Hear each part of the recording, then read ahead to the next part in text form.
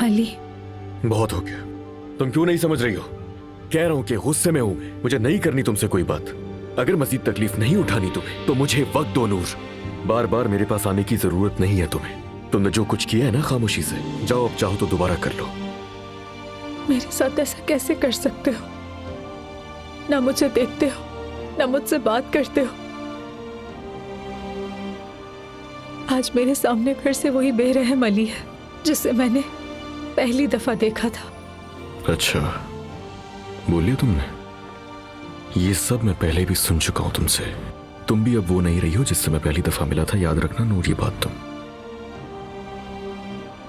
जाते हुए gate lock कर देना, मेरे पास और भी बहुत से काम है। कुछ नहीं कहूंगी, कसम से अब कुछ नहीं कहूंगी।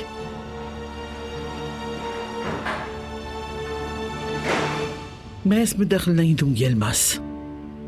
जो था तुम्हें बता दिया, बाकी तुम खुद जानती हो।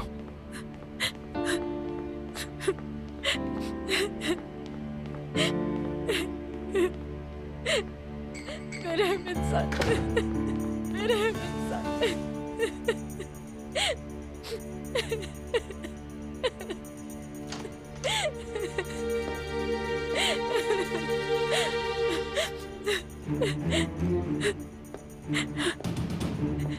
चली जाए अब यहाँ से।